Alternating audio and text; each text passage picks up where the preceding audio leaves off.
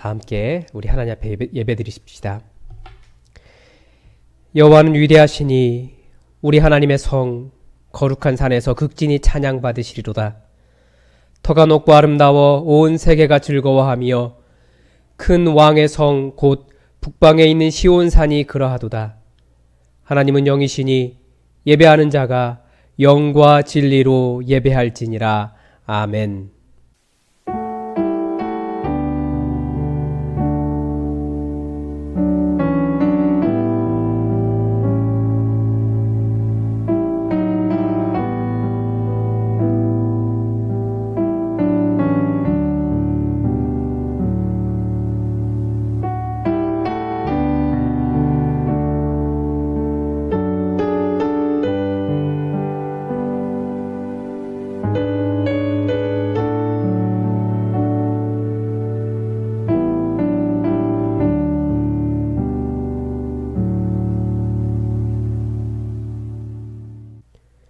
사랑의 하나님, 저희들이 정성껏 예배하오니 우리 있는 곳에 오셔서 우리의 예배를 받아 주옵소서. 우리의 죄를 대속하시기 위하여 흘리신 예수님의 보혈이 우리가 예배하는 모든 곳에 가득하게 하셔서 우리의 몸이, 우리의 집이, 우리 가정이 진정한 성소가 되게 하시고 구원의 은혜가 강단을 통하여 강물처럼 흐르게 하여 주옵소서. 보혜사 성령님께서 친히 우리 마음에 함께 계셔서 큰 힘과 능력을 주시옵소서. 이 예배를 통하여 우리의 영혼이 거듭나게 하시고 새 힘과 용기를 얻어서 슬픔도 두려움도 넉넉히 이길 수 있도록 강건하게 변화시켜 주옵소서. 언제나 우리와 함께 하시며 우리의 예배를 기쁘게 받아주시는 예수님의 이름으로 기원하옵나이다. 아멘. 다 함께 자리에서 일어나셔서 찬송가 29장 1절로 살아계신 하나님께 경배드리겠습니다.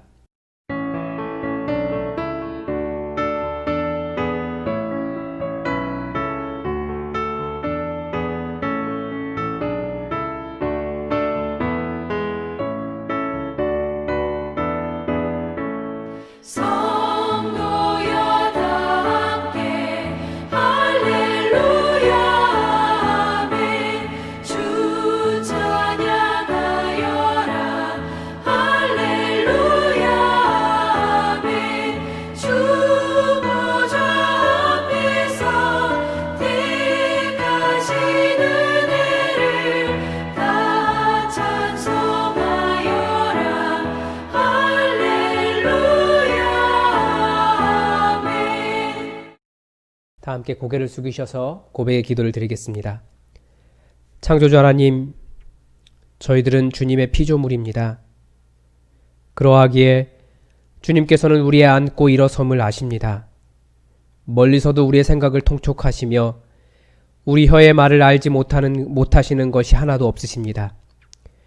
그런데도 저희들은 하나님을 두려워하지 않고 말과 생각과 행동으로 죄를 지으면서 한 주간을 살았습니다. 사람도 모르고 하나님도 모르리라 여겨서 은밀한 중에 죄악을 즐겼습니다. 성도들과 함께 있을 때에는 거룩한 척 행동했으나 세상으로 나가 혼자 있을 때에는 주님의 제자인 것을 숨기고 죄악을 즐기며 살았습니다. 예배를 드릴 때에는 습관적으로 회개하면서도 세상으로 나가면 또다시 같은 죄를 반복하며 살았습니다. 주여, 우리의 연약함을 긍휼히 여겨 주옵소서. 우리가 행하는 모든 죄악을 용서해 주시고 구원하여 주옵소서. 예수님의 이름으로 이 고백의 기도를 드립니다. 아멘. 이 시간 다 함께 고개를 숙이셔서 지난 한 주간 여러분이 외식하며 하나님 앞에 바르게 살지 못했던 모든 죄를 여러분의 목소리가 여러분의 귀에 들리도록 다 함께 주님께 고백하겠습니다. 기도하겠습니다.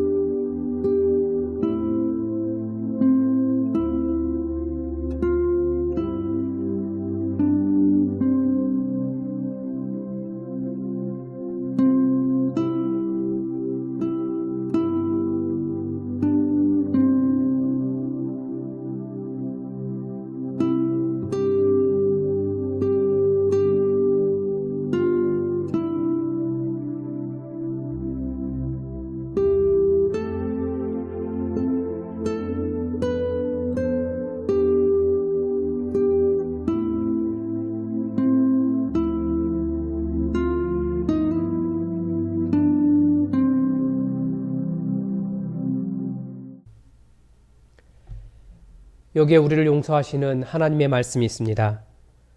내가 높고 거룩한 곳에 있으며 또한 통회하고 마음이 겸손한 자와 함께 있나니 이는 겸손한 자의 영을 소생시키며 통회하는 자의 마음을 소생시키려 함이라. 아멘. 다 함께 사도신경으로 우리의 신앙을 고백하겠습니다. 나는 전능하신 아버지 하나님 천지의 창조주를 믿습니다. 나는 그의 유일하신 아들 우리 주 예수 그리스도를 믿습니다. 그는 성령으로 잉태되어 동정녀 마리아에게서 나시고 본디오 빌라도에게 고난을 받아 십자가에 못 박혀 죽으시고 장사된 지 사흘 만에 죽은 자 가운데서 다시 살아나셨으며 하늘에 오르시어 전능하신 아버지 하나님 우편에 앉아 계시다가 거기로부터 살아있는 자와 죽은 자를 심판하러 오십니다. 나는 성령을 믿으며 거룩한 공교회와 성도의 교제와 죄를 용서받는 것과 몸의 부활과 영생을 믿습니다. 아멘. 교독문 24번 시편 46편의 말씀을 다 함께 교독하시겠습니다. 교독문 24번입니다. 하나님은 우리의 피난처시요 힘이시니 환난 중에 만날 큰 도움이시라. 그러므로 땅이 변하든지 산이 흔들려 바다 가운데에 빠지든지 바닷물이 솟아나고 뛰놀든지 그것이 넘침으로 산이 흔들릴지라도 우리는 두려워하지 아니하리로다. 한 시내가 있어 나뉘어 흘러 하나님의 성 곧 지존하신 이의 성소를 기쁘게 하도다. 하나님이 그 성 중에 계심에 성이 흔들리지 아니할 것이라. 새벽에 하나님이 도우시리로다. 그가 땅끝까지 전쟁을 쉬게 하시며 활을 꺾고 창을 끊으며 수레를 불사르시는도다. 이르시기를 너희는 가만히 있어 내가 하나님 됨을 알지어다. 내가 문 나라 중에서 높임을 받으리라. 내가 세계 중에서 높임을 받으리라 하시도다. 만군의 여호와께서 우리와 함께 계시니 야곱의 하나님은 우리의 피난처시로다. 아멘. 자리에 앉아서 찬송가 569장 함께 찬양하겠습니다. 569장입니다.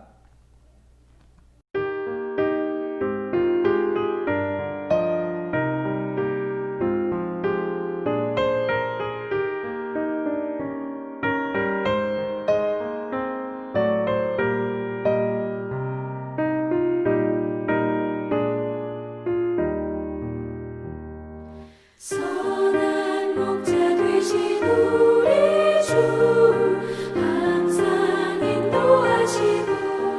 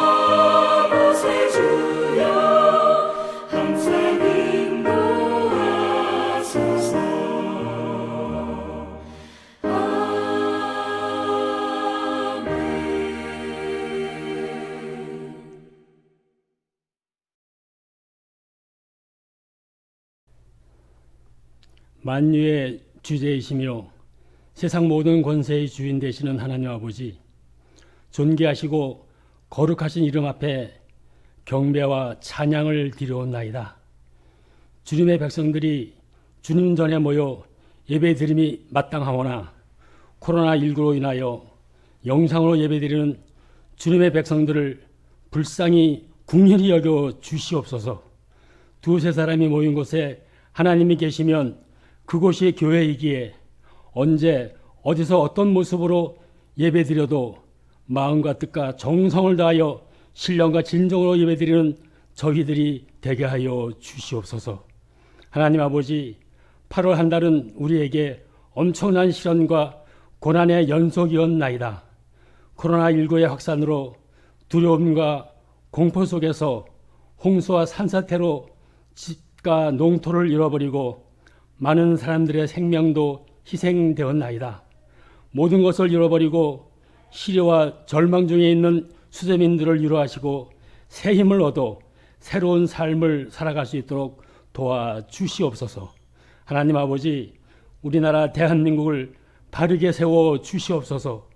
지금 우리나라는 유정자들이 바로 서지 못하여 법과 질서가 파괴되고 코로나 사태로 인하여 경제는 날로 피폐해지고 일자리를 잃은 서민들은 생계를 위협받고 가정이 해체되는 국가적 위기에 처해 있사옵나이다. 하루빨리 코로나가 종식되고 우리의 모든 삶이 일상을 회복하게 하여 주시옵소서. 교회가 앞장서서 방역 수칙을 준수하여 정부의 방역 활동에 적극 협조하고 철저한 방역을 통하여 단 한 건의 교회발 확진자가 나오지 않도록 모든 교회들을 권면하여 주시옵소서. 하나님 아버지, 우리 교회는 여러 가지 어려운 현실 속에서 믿음으로 새로운 미래를 준비하고 있사옵나이다. 예배 공간의 부족으로 교회 학교 교육이 체계적으로 이루어지지 못했는데 새로운 공간 확보로 인하여 다음 세대를 위한 신앙 교육이 효과적으로 이루어지게 하시고 어렵고 힘들 때일수록 더욱 기도에 힘쓰며 지혜로운 결단을 통하여 주님의 몸된 교회를 든든히 세워가게 하시옵고 최철교 담임 목사의 하반기 목회 계획이 힘있게 추진될 수 있도록 도와주시옵소서. 하나님 아버지, 우리 교회 최철교 담임 목사님 위에 성령의 충만한 은혜를 덧입혀 주시옵소서.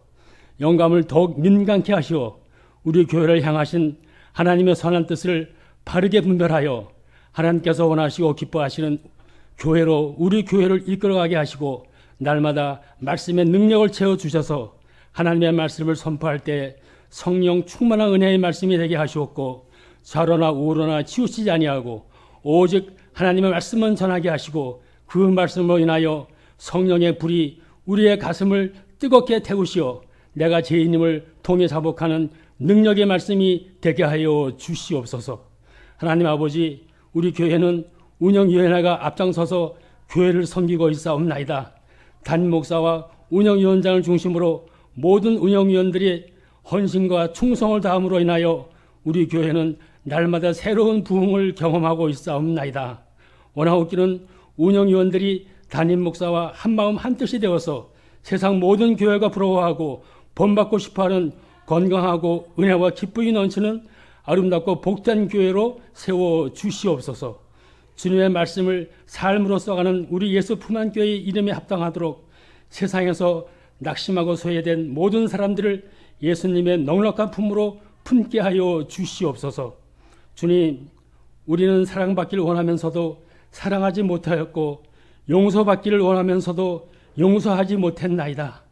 용서할 수 없는 사람을 용서해 주신 주님, 사랑할 수 없는 사람을 사랑해 주신 주님을 본받아 서로 사랑하고 용납하여 주 안에서 한 몸으로 하나님을 기쁘시게 하는 우리 예수 품안 교회가 되게 하여 주시옵소서. 이 시간 드려지는 우리의 예배가 하나님을 기쁘시게 하는 거룩한 산 제사가 되기를 원하옵고 우리를 사랑하시사 독생자 예수 그리스도를 이 땅에 보내시어 모든 죄와 사망에서 구원하신 예수 그리스도 이름으로 기도드려옵나이다. 아멘.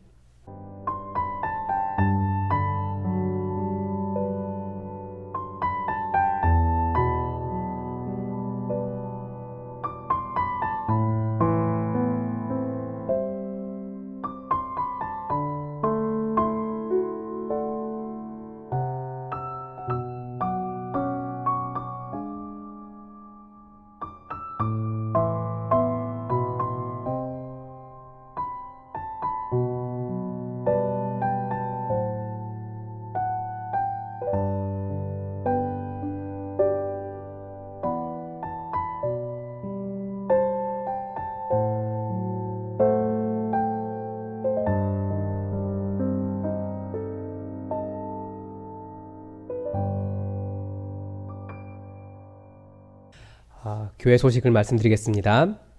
오늘은 오순절 후 15번째 주일입니다. 9월도 벌써 중순이 지나가고 있는데 하나님께서 이렇게 멈추게 하신 것도 이유가 있는 줄 압니다. 하나님께서 하나님의 선한 뜻을 일으키실 겁니다. 여러분 하나님을 더욱더 신뢰하시면서 이 기간을 보내시기 바랍니다. 코로나 사태가 이렇게 수가 많이 줄어들고 있습니다. 그래서 예배당에서 다시 예배할 수 있도록 여러분 기도해 주시고 또 감염 예방을 위해서 방역 수칙을 잘 지켜주시기 바랍니다. 또 우리 교회가 예배 시간과 기도회에 사용할 수 있는 예품 찬양집을 발행하려고 합니다. 혹은 즐겨 부르시거나 은혜로운 찬양곡이 있으시면 여러분 신청서에 작성하셔서 9월 27일까지 교회 사무실로 제출해 주시면 찬양집 편성에 반영하도록 하겠습니다. 다음 주 청소 여러분 확인해 주시고 청소 잘 감당해 주시기 바랍니다. 오늘 우리에게 준 하나님 말씀은 마가복음 7장 31절에서 37절까지의 말씀입니다. 우리 다 함께 하나님의 말씀을 받들어 읽겠습니다. 예수께서 다시 두로 지방에서 나와 시돈을 지나고 데가볼리 지방을 통과하여 갈릴리 호수에 이르시매 사람들이 귀먹고 말 더듬는 자를 데리고 예수께 나아와 안수하여 주시기를 간구하거늘 예수께서 그 사람을 따로 데리고 무리를 떠나사 손가락을 그의 양 귀에 넣고 침을 뱉어 그의 혀에 손을 대시며 하늘을 우러러 탄식하시며 그에게 이르시되 에바다 하시니 이는 열리라는 뜻이라. 그의 귀가 열리고 혀가 맺힌 것이 곧 풀려 말이 분명하여졌더라. 예수께서 그들에게 경고하사 아무에게도 이르지 말라 하시되 경고하실수록 그들이 더욱 널리 전파하니 사람들이 심히 놀라 이르되 그가 모든 것을 잘하였도다. 못 듣는 사람도 듣게 하고 말 못하는 사람도 말하게 한다 하니라. 아멘. 다 함께 자리에서 일어나셔서 찬송가 338장 함께 찬양하겠습니다. 338장입니다.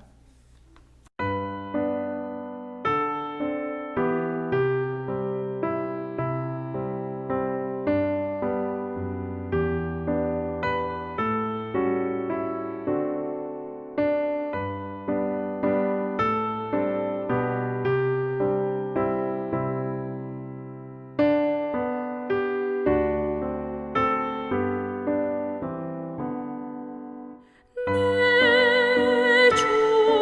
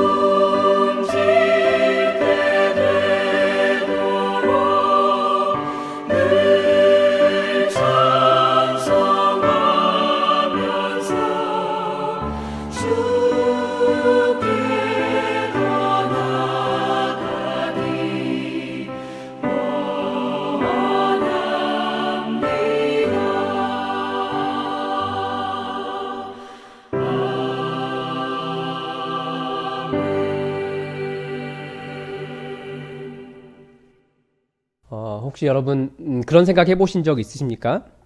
이 성경이 믿는 사람들을 위한 책입니까? 아니면 믿지 않는 사람들을 위한 책입니까? 사실 이렇게 질문하면 안 되죠. 성경은 믿는 사람과 믿지 않는 사람 모두를 위한 책이니까요. 그런데 제 마음은 객관적인 것보다는 그냥 제 마음은 믿는 사람들을 위한 책으로 저는 성경을 읽습니다. 이 성경이 하나님의 말씀으로, 이 성경을 하나님의 말씀으로 받지 않으면 사실 성경은 아무런 권위가 없습니다. 그저 하얀 것은 종이고 검은 것은 글씨다. 뭐 그런 수준밖에 되지 않습니다.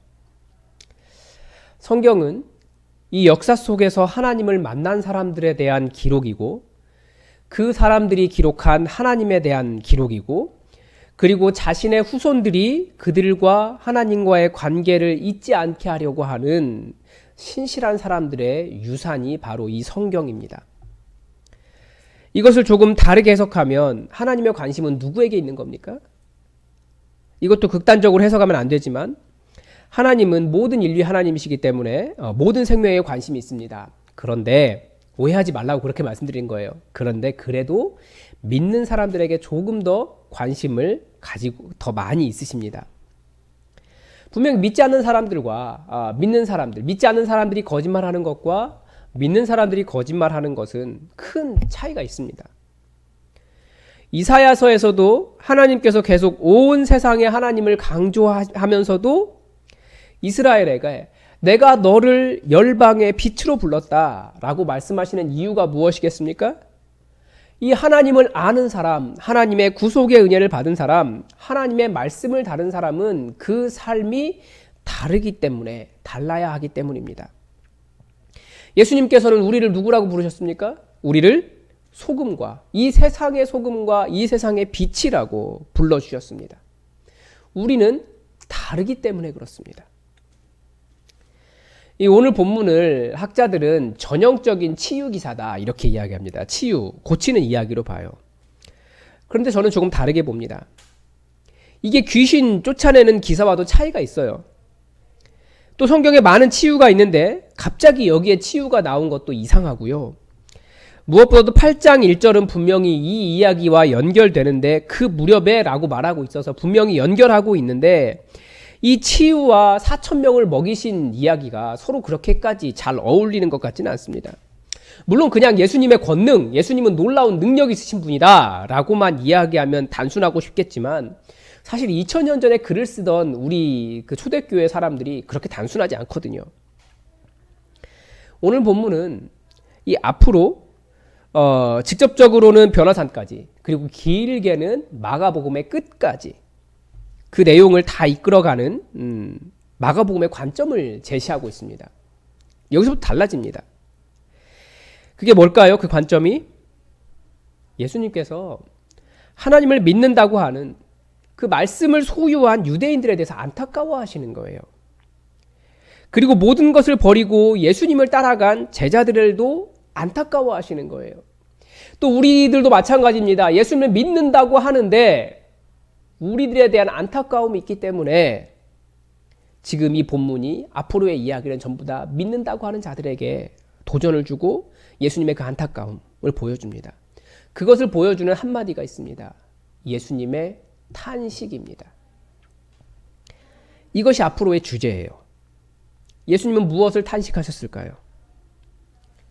이 본문은 예수님이 이스라엘의 그 이방 지역, 그러니까 두로와 시돈을 지나서 데가볼리를 통과해서 다시 갈릴리로 오셨다라고 시작합니다. 갈릴리로 돌아와 보니까 역시 예수님을 반기는 사람들이 있었습니다. 그런데 사람들이 귀먹고 말 더듬는 사람을 데리고 왔습니다. 그 사람들이 예수님에게 요청한 것이 무엇입니까?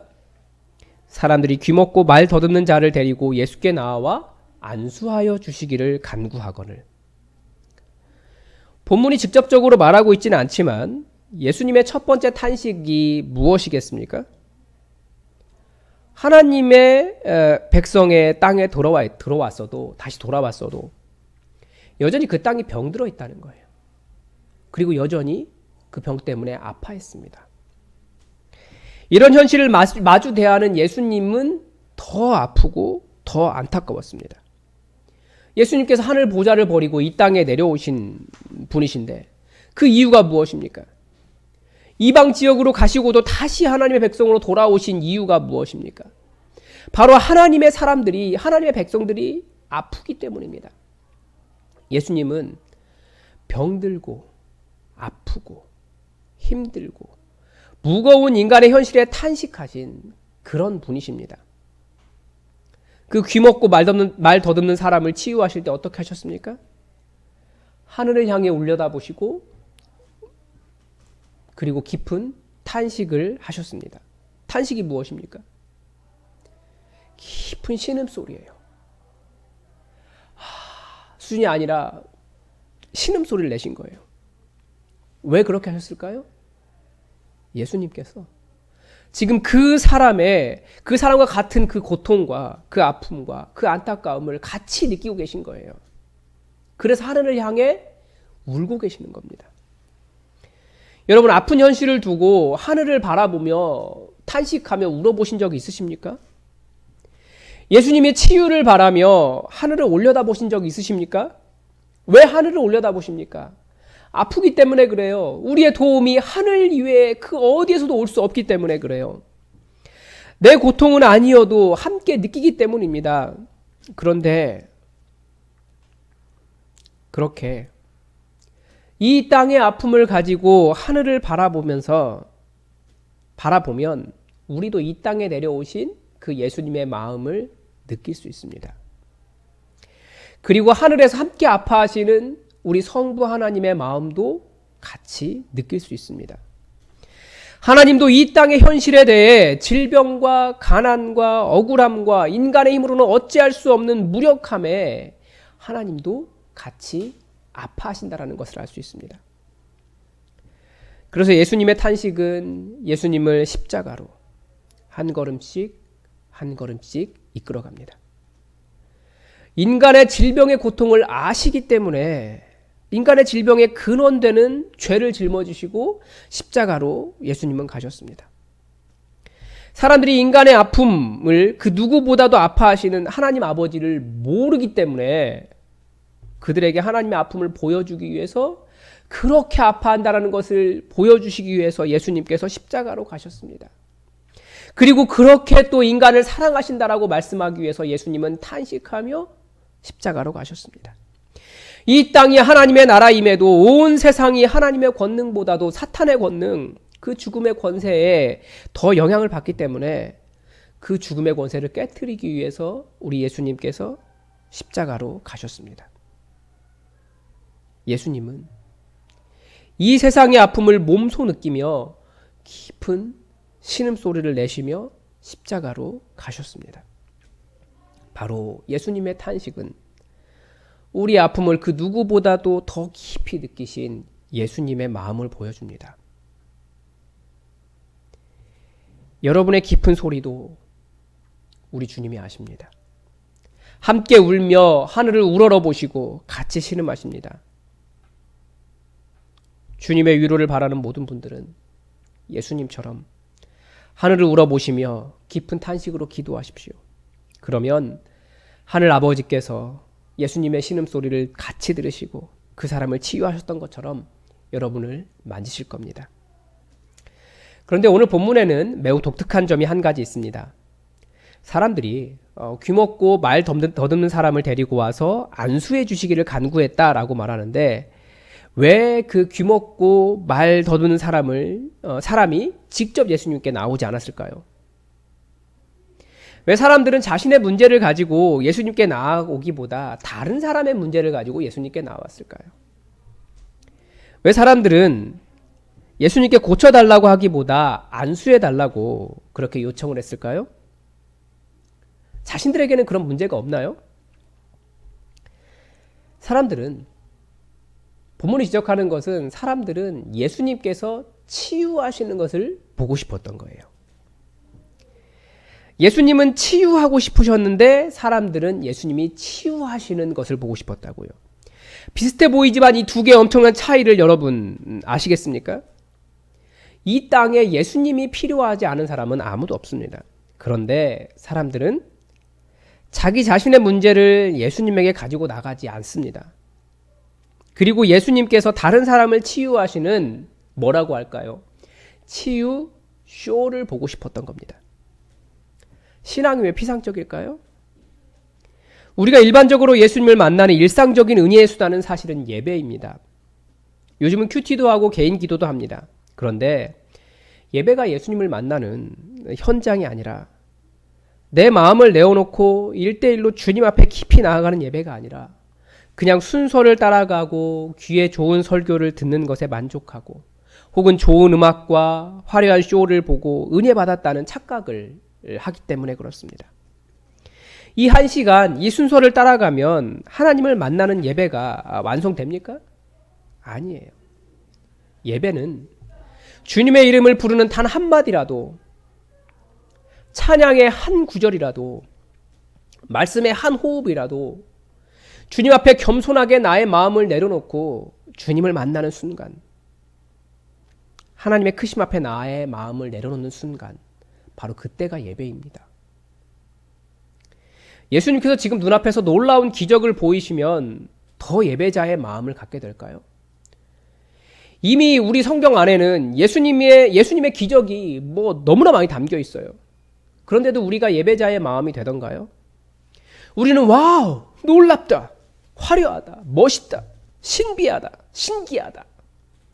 그렇게 보고 감탄하며 놀라워할 수 있습니다. 그러나 우리가 예수님 앞에 1대1로 엎드리는 진정한 경배를 드리는, 나는 인간이 되고 그분은 하나님이 되시고 나는 한없이 하나님의 긍휼을 갈망하고 하나님은 우리를 한없이 사랑하시는 그 사랑의 예배가 이루어지는 것은 아니라는 거예요. 우리는 본능적으로 내가 참여하고 내가 체험하기보다 보는 것을 더 좋아합니다. 그러니까 얼마든지 성전 뜰만 밟고 다녀도 나는 좋은 그리스도이냐라고 인식하며 살 수 있어요. 어떤 교회에 속했느냐 그것을 가지고 내가 신앙이 컸다라고 생각할 수도 있어요. 그러나 우리 주님은 계속해서 우리에게 진정으로 겸손한 예배자가 되라라고 말씀하십니다. 예수님의 탄식. 우리를 예배자의 자리로 부르셨는데 사람들이 쇼를 보면서 내가 주님을 알았어 라고 말하기 때문에, 그 사람들의 마음과 진정함이 담기지 않은 모습 때문에 예수님은 그 사람을 따로 데리고 무리를 떠나서 아무도 보지 않는 곳에서 그 사람을 치유하셨습니다. 예수님의 형제들이 말하는 것처럼 세상에 드러나기 위해 이 땅에 오셨는데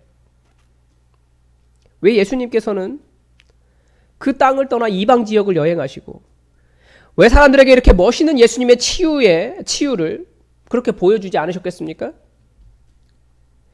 예수님을 찾는 사람들이 예수님 갈릴리 바다에 오시자마자 이렇게 몰려들었는데, 이렇게 갈릴리 바다를 메우고 있는데 왜 예수님은 숨으셨습니까?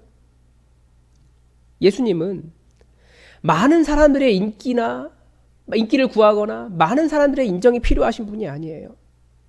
단 한 사람이라도 그 진심을 하나님 앞에 내어놓을 수 있는 예배자를 찾고 계시는 거예요. 놀라운 기적이 없어도, 멋있는 설교가 아니어도 예수님의 마음을 가지고 하늘을 우러러보며 하나님의 마음을 나눌 수 있는 그런 예배자를 찾으십니다. 치유쇼가 아니라 예수님의 그 신음과 함께 할 사람을 찾으시는 겁니다. 그래서 하나님이 찾으시는 사람은 상한 심령이에요.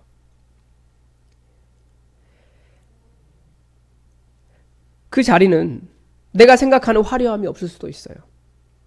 그래도 그 자리에서 예배할 수 있냐? 하나님의 크심을 고백할 수 있냐고 우리에게 물어보시는 거죠. 그러나 예수님의 그 깊은 신음은 많은 사람이 모였으나 그런 진정한 예배자가 없다는 예수님의 안타까움, 그 표현입니다. 손가락을 그의 양귀에 넣어 침을 뱉어 그의 혀에 대시며 하늘을 우러러 탄식하시며 그에게 이르시되 에바다, 열려라, 열려라. 이 사람은 귀가 안 들리고 말을 더듬는 사람이었습니다.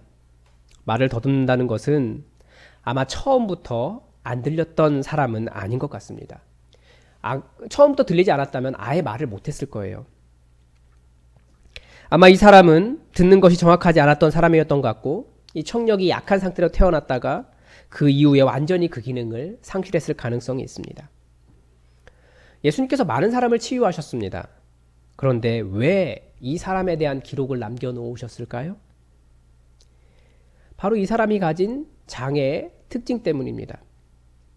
말을 하기는 하는데 어눌한 거예요. 예수님께서 기도하시니까 귀가 열리고 혀가 풀렸다라고 했으니까 아마 어떤 식으로 말했을지 여러분 다 아실 겁니다. 그런데 오늘 본문은 이 사람의 그 어눌함, 말을 하는 것 같으나 분명하지 않은 그 상태를 통해서 하나님의 백성이라고 하는 사람들, 하나님을 아는 것 같으나 하나님을 알지 못하는 그 사람들, 그 데려온 무리들 상태를 비교하고 계시는 겁니다. 비유하시는 거예요.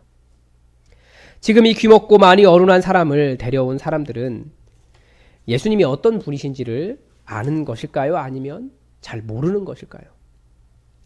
아니까 예수님께 데려왔겠지만 또 모르니까 예수님의 권능을 시험하고 있는 것 아니겠습니까? 그러면 제자들은요? 제자들은 예수님을 아는 것일까요? 오늘 본문부터 마가복음이 다 같은 이야기하는 거예요. 하나님의 백성이라고 말씀을 가지고 살아가고 있는 유대인들도, 예수님을 따라다닌다고 하는 무리들도, 심지어 예수님과 함께한 제자들도 다 핵심적인 질문에서 명확하게 대답하지 못한다고요. 그 핵심적인 질문이 무엇입니까? 여러분, 이 신앙의 핵심적인 질문이 무엇입니까? 예수님이 누구십니까?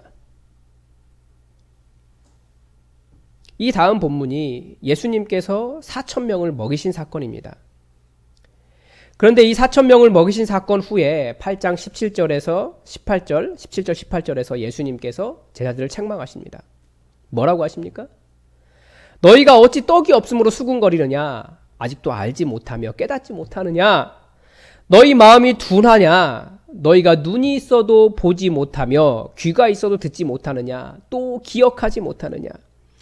아직도 깨닫지 못하느냐? 8장 27절에서는 제자들에게 이렇게 질문하십니다. 사람들이 나를 누구라고 하느냐? 29절에서는 더 핵심적으로 질문하십니다. 그러면 너희는 나를 누구라고 하느냐? 하늘을 우러러 탄식하시며 에바다, 열려라. 그 예수님의 탄식과 에바다, 그 말씀은 아무리 사역해도, 아무리 하나님 나라를 가르쳐 주어도 예수님에 대해서 바르게 알지 못하는 그 세대와 제자들을 향한 예수님의 답답함과 안타까움이 담겨 있는 겁니다.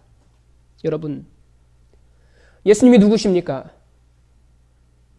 표준적인 모범 답안은 있습니다. 예수님은 그리스도시요 살아계신 하나님의 아들입니다. 아니면 나를 위해 십자가에서 죽으신 그리스도이십니다. 이런 말 다 할 수 있어요. 그런데 그 고백이 진짜인지 아는 결정적인 차이가 무엇입니까? 사람들은 자신의 믿음대로 행동합니다. 이 고백이 그냥 입에만 있는 사람과 이 고백대로 사는 사람은 삶이 다릅니다. 우선 말씀을 믿는 믿음이 달라요. 믿기 때문에 그 말씀이 실제가 될 수 있다는 것을 믿습니다. 이 땅에 임하여 있는 하나님 나라를 알기 때문에 지치거나 낙심하지 않습니다. 하나님의 살아계심을 믿기 때문에 의를 위하여 이 땅에서 고난받는 것을 두려워하지 않습니다. 이 모든 다른 삶은 예수님이 누구신가에 대해 바르게 아는 사람, 제대로 아는 사람, 예수님에 대해서 어눌하게 말하는 것이 아니라 분명하게 말할 수 있는 에바다, 열린 사람에게만 가능한 일입니다.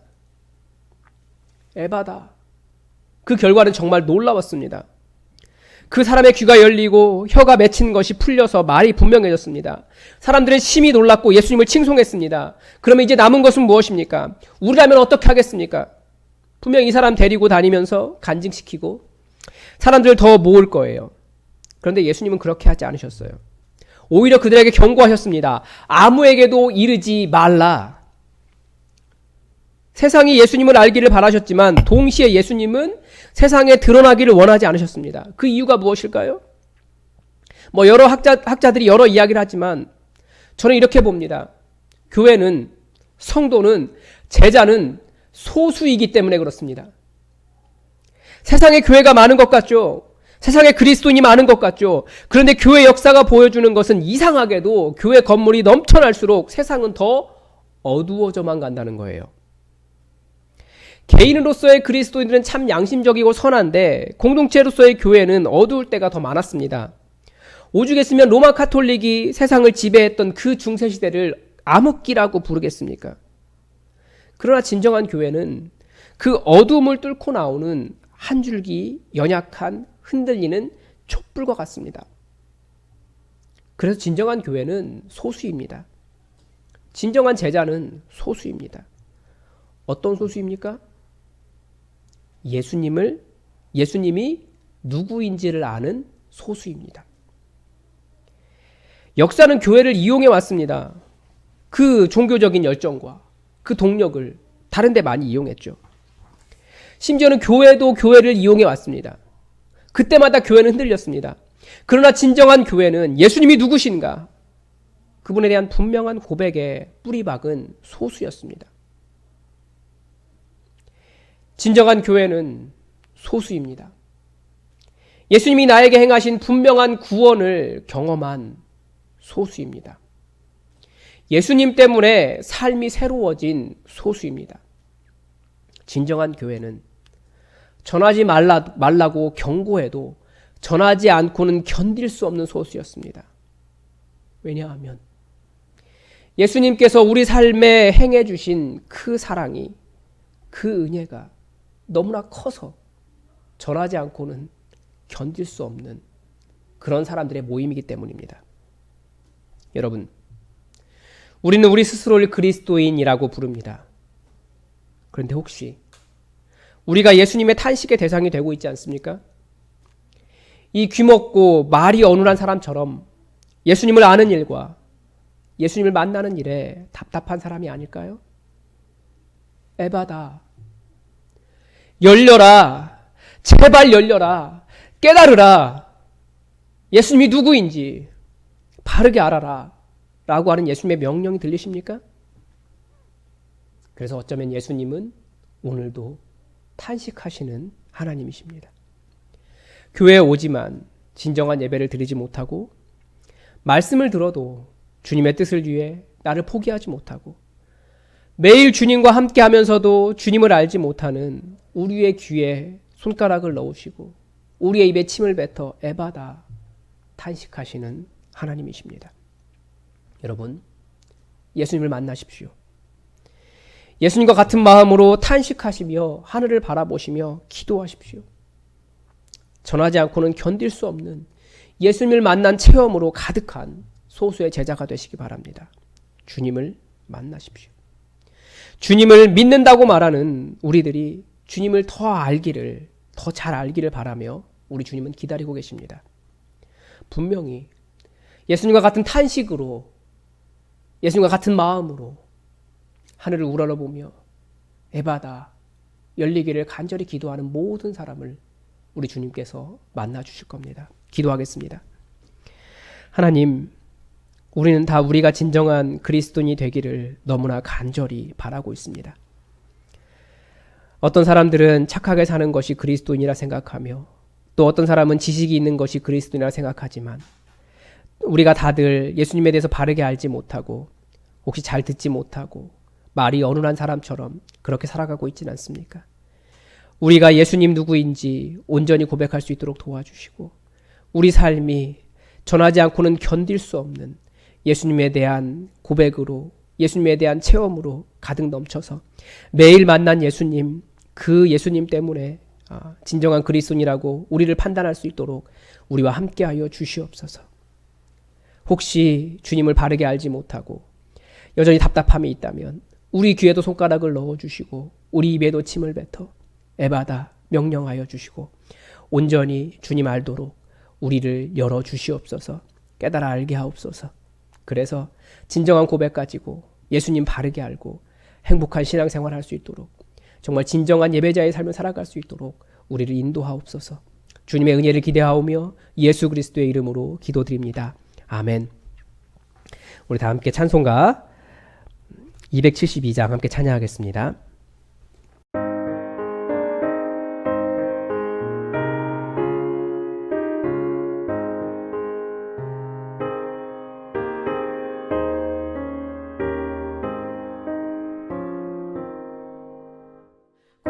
고통의 멍에 벗으려고 예수께로 나갑니다.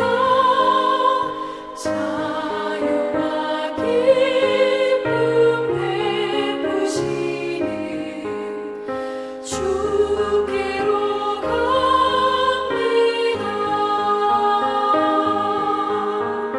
병든 내 몸이 튼튼하고 빈곤한 삶이 부해지며 죄악을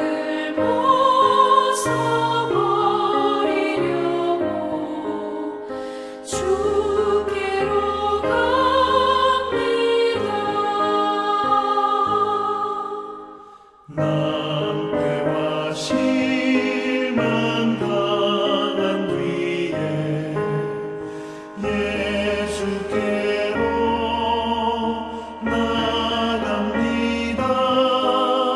십자가 은혜 받으려고 주께로 갑니다.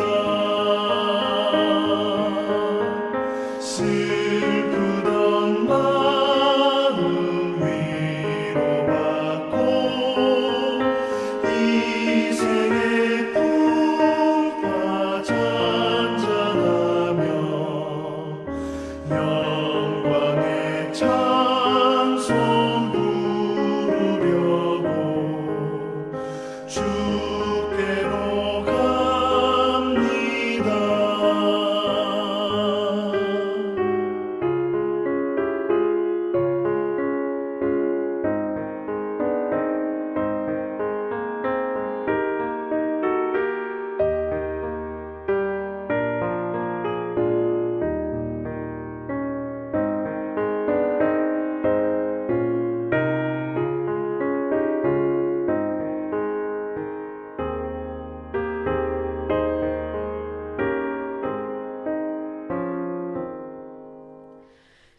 교만한 마음을 내버리고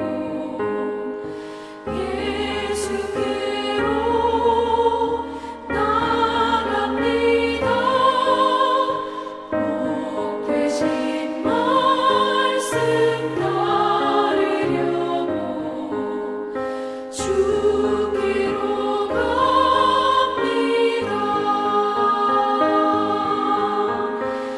실망한 이 몸임을 얻고 예수의 크신 사랑받아 하늘의 기쁨 맛보려고 주께로 갑니다.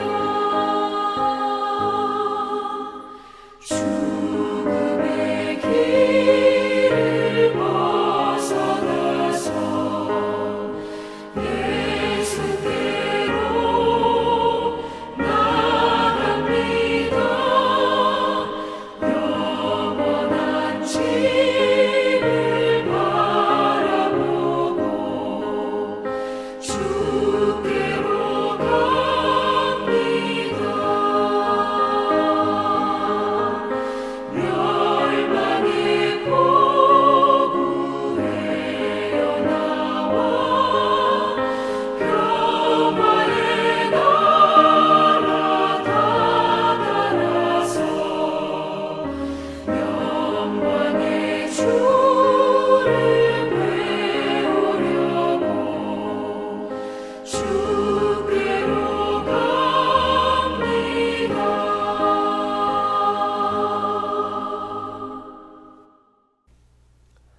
시간은 봉헌 시간입니다. 여러분, 헌금은 구분하여 놓으셨다가 예배당에 나오실 때 하시거나 아니면 인터넷으로 헌금해 주시기 바랍니다. 교회 인터넷 온라인 계좌는 교회 홈페이지나 주보에 나와 있습니다. 참고해 주시기 바랍니다. 들으신 예물 위해 기도하겠습니다. 하나님, 오늘도 비대면으로 예배를 드리며 아버지 앞에 또 정성껏 온전한 예배를 드리기 위하여 또 예물을 드립니다.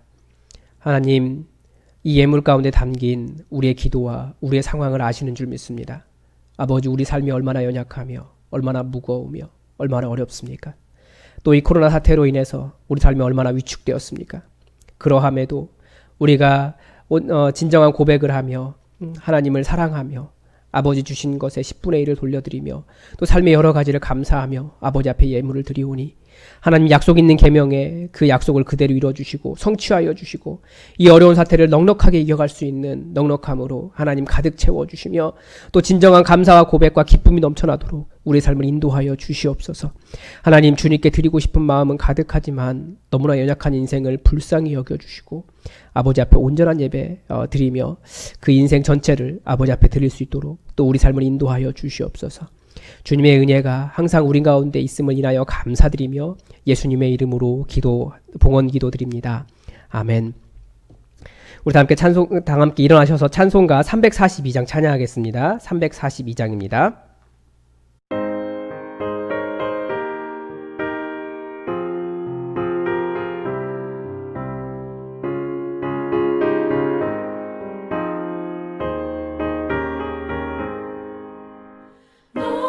시험을 당해 죄 짓지 말고 너 용기를 다해 못 물리치라. 너 시험을 이겨 새 힘을 얻고 주 예수를 믿어 늘 승리하라. 우리 구주의 힘과 그의 위로를 빌라. 주님 내 편에 서서 항상 도우시리. 내 친구를 삼가 잘 선택하고 너네를 삼가 늘 조심하라. 너 열심을 다해 늘 충성하고 온 정성을 다해 주 봉사하라. 우리 구주의 힘과 그의 위로를 빌라. 주님 내 편에 서서 항상 도우시리.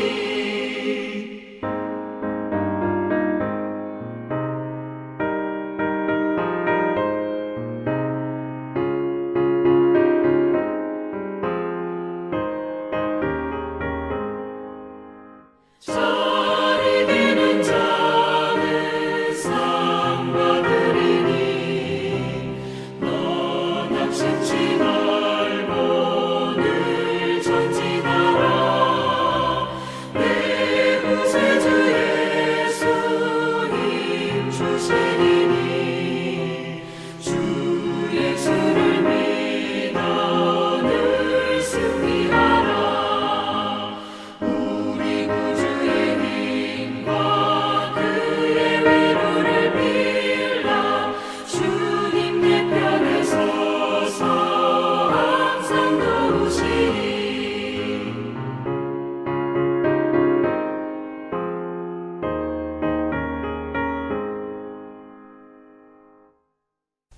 지금은 우리의 주인 되시는 우리 주 예수 그리스도의 은혜와 예수님과 같은 탄식으로 이 땅을 불쌍히 여기신 우리 아버지 하나님의 그 크신 사랑과 이곳에 오셔서 우리의 어눌한 마을과 우리의 어눌한 신앙을 고치시며 치유하시며 진정한 하나님의 나라를 체험하게 하시는 성령 하나님의 교통하심이 어떤 상황 속에서도 예배를 포기하지 않으며 진정한 예배자로 겸손하게 주님께 고개 숙인 이 모든 주님의 백성들 머리 위에 주님의 명령 따라 애받아 열려서 깨달아서 또 이 땅에 하나님 나라를 이루어갈 주님의 백성들 머리 위에 지금부터 영원히 함께 하시기를 간절히 축원하옵나이다. 아멘.